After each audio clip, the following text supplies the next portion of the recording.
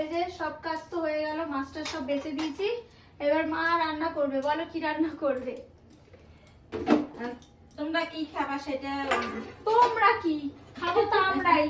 তোমার জামাই মাছ খায়? এই খয়রা মাছটা বেগুন দিয়ে মেয়ে বলছে ঝোল খাবে, আর এই ভোলা মাছটা পাতায় ভাজা করবে। আর আমি পাতা কিনেও নিয়ে এসেছিলাম। আমি ভাবছিলাম এটাই ঝোল করবো, কিন্তু ওই মাছটা আমার এত খেতে ইচ্ছা করলো তাই নিয়ে চলে এসেছি। এটা কাটছিস না? না, তুমি ওই ছুরি দিয়ে কেটে দাও, আমি আমার পারি না। ঠিক আছে। আর তোমরা আমার মাকে খুব পছন্দ করে, জানো তোমাকে সবাই খুব পছন্দ করে। হ্যাঁ, সবাই বলে কাকিমা মানে তুমি যা করেছো যা করছো সবাই তোমাকে খুব অ্যাপ্রিসিয়েট করে। আমার মাকে তোমরা অনেক ভালোবাসা দাও, অনেক অনেক কমেন্ট করো, আমার কিন্তু ভীষণ ভালো লাগে। আমারও শুনে খুব ভালো লেগেছে। আর সবসময় বলো যে আমার মা সবসময় হাসি মুখে থাকে, আমার মা এরকম সবসময় হাসি মুখেই থাকে।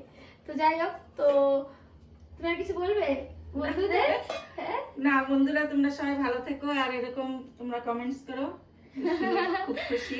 আমার হ্যাঁ তোমাকে দেখলেই সবাই খুব খুশি হয়। আর প্রথম থেকে তোমরা সত্যি খুব বলেছো, আর সত্যি আমার মা আমার জীবনে অনেক কিছুই করেছে, বিশেষ করে আমার বাবুরা পেটে আসার পর থেকে যা করেছে, মানে এই জিনিস আমি জীবনে ভুলবো না। আমার মা এটা বাবা তো মেয়ের প্রতি মায়েদের কর্তব্য থাকে, বলো। তোমরা আদার্স মানুষদেরও খুঁজেছো যে তারা কোথায়, তারা আমার পাশে ছিল না, তো তাদের কথা আমি বলতেও চাই না। আর সত্যি অনেক ভালোবাসা দিচ্ছে, এভাবে ভালোবাসো আমাদেরকে সবাইকেই।